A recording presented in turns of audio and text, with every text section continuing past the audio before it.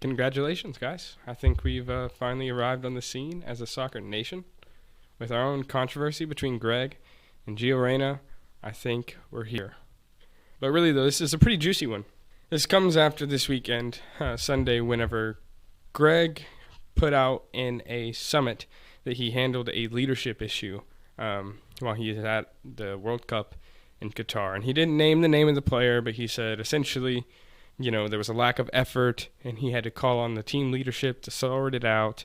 Either way, it resulted in the player almost going home. And almost immediately after this, the fans began to put two and two together.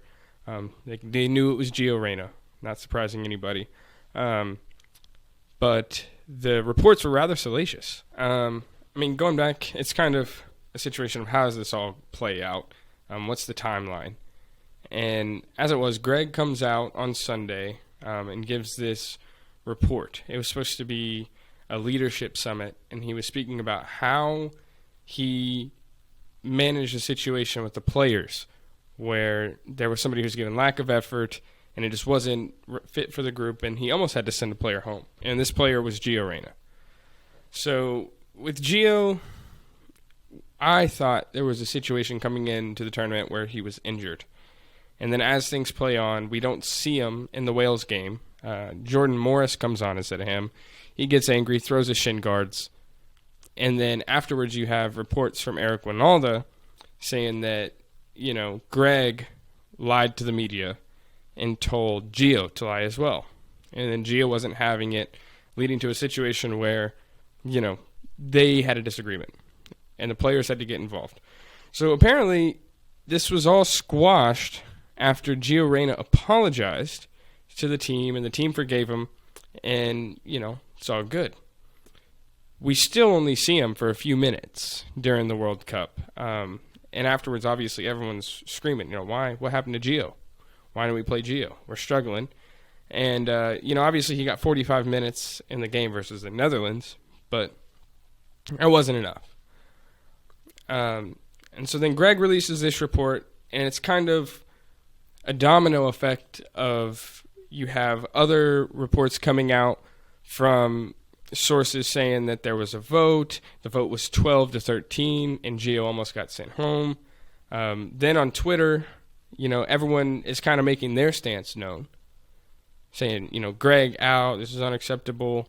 But then you have Taylor Twellman, who comes out, and he says, per a source close to the team, there was no vote. Gio was... Obviously, there was an issue. It was taken up between the coaching staff. And then, come Monday morning, this morning, Gio releases a statement on Instagram. And it reads, basically, he's saying, before the World Cup, he was told by Gregg that he was going to have a very limited role.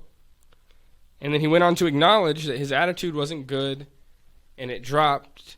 And he was able to resolve that with the team after coming and apologizing with the squad. And the issue was resolved. And he also took a jab at Gregg Berhalter in this by saying this was an issue that was supposed to be in-house, using Gregg's own words against him. Because why would he air out this dirty laundry? And it just kind of... I think it's a situation of naivety from Gregg. I just don't even know why, in the first place, you would come out and say this story. Now, he's obviously said, it was supposed to be behind closed doors or whatever, off the record. But I think he's got to be smart enough to understand that wasn't ever going to be an off-record conversation. Like, it's going to get out. You're talking to 100 people.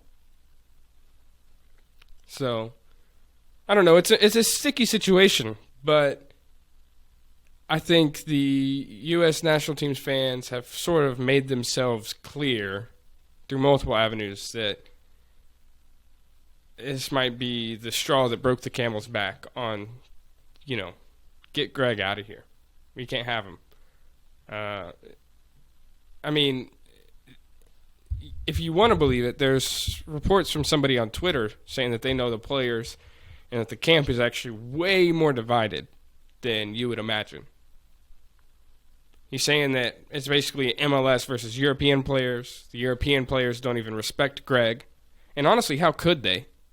I mean, they're going to world-class clubs with world-class coaches. And then they come in for a few weeks with Gregg. And he hasn't done anything. He got fired from the second division in Sweden. Came to the MLS. Failure there. He didn't even have a 40% win rate at either team. And somehow these players are supposed to respect him. Especially when you're making fucking dumb decisions, like telling Gio Reyna before the tournament even starts, oh, no, we're not going to play you. You're going to have a limited role. I don't even understand how that could possibly help the team. It's a constant situation of Gregg Berhalter handicapping this team every opportunity he gets.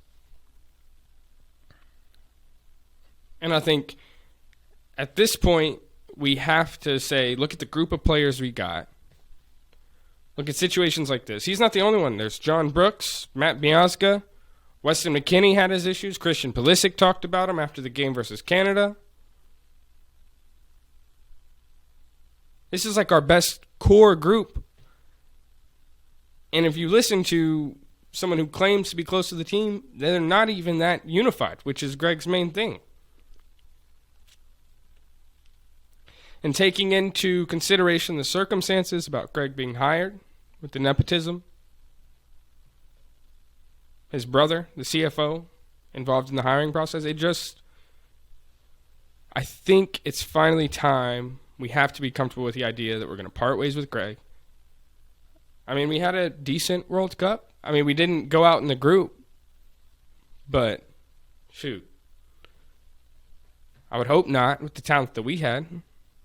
It doesn't seem that hard to coach that particular group through our group stage. And then the true test, when you actually need a coach to help us out, in the Netherlands, it's 3-1. Gregg gets embarrassed. You know? And you can say, okay, yeah, it's good. Gregg was able to bring something to the team in the fact that we were able to play some sort of style. But we never looked like we ever could make the adjustment out of playing our game into some game that would win when we needed to. But like I said, I think this Gio Reyna thing is just the straw that broke the camel's back for us U.S. national team fans about Gregg Berhalter. It is an absolutely unacceptable situation. I mean, and I'm not clearing Gio Reyna of all wrongdoing. I'm just saying that it's almost as if the whole situation could have been avoided by Gregg just at the very least saying, hey, we don't have a huge role planned for you in the Wales game, but let's see how you do in between now and then. Like, I don't understand why you're telling your players this before you even give them a chance to train. Because as Gio Reyna's report says, unless he's lying, but I doubt he would be, at this point. He was told before the scrimmage that was before the Wales game that he was going to have a limited role. So now this is four days before the tournament's even going to kick off for us, and he's being told he's going to have a limited role. Why? What are you basing that off of? Club? Because if we're basing it off that, Gio should be in the conversation easily. Are you basing it off of previous national team performances? From when? And he was injured? I don't know. It's just an odd thing. Like, it doesn't make sense to me why you could possibly tell the player before the tournament starts, okay, I don't have... And I get it. Maybe he wasn't your first pick. But, you don't think your mind could change? Why would you tell him that? He's 20 years old. It's his first World Cup. And I think that the ironic part of it is Gregg going out trying to brag about his leadership skills and how he handled this issue. I think highlights his inexperience as a coach I mean, that should have never came out in the first place. We shouldn't be talking about it right now. But it highlights maybe even a bigger problem. And it might be the first domino that falls in order for us to all understand that Gregg didn't have this team in the position that we thought. But I don't know. I hope I'm wrong. I hope this core group of players all can play together. And I hope that it doesn't become a situation of MLS versus Europe, because at the end of the day, I think that these players can offer something to us, and we shouldn't count them out just because they're from the MLS. I mean, Walker Zimmerman, he was able to put in a performance when needed against Iran. Made some very important headers. I think going forward, we really need to analyze our options for the head coach of our team and really consider somebody who's dealt with world-class personalities, egos like Gio Reyna, who's going to be angry if they don't play. I would be angry if I'm genuinely regarded as one of the most talented players on the team, and the coach comes to me before I even really get to kick a ball in training and says, yeah, you know what, you're going to have a limited role. Fuck yeah, I'd be angry. I would hope so. Because I think the bigger problem would be if Gio Reyna wasn't angry. You have all that talent and no fire. So, at the end of the day, I think Gregg just exposed his inability to manage these egos and this team. And I think he's trying to lobby for a position for him to go back to Europe. So, I don't know. It's time to consider options and think hard about what we're going to do here and try our hardest to find the best coach. Because after that fiasco in 2018, the USSF response is to give us Gregg Berhalter in the most nepotism-filled hiring process I've ever seen. And that's supposed to be our savior. So we really got to get together and make sure that we make the right decision this time.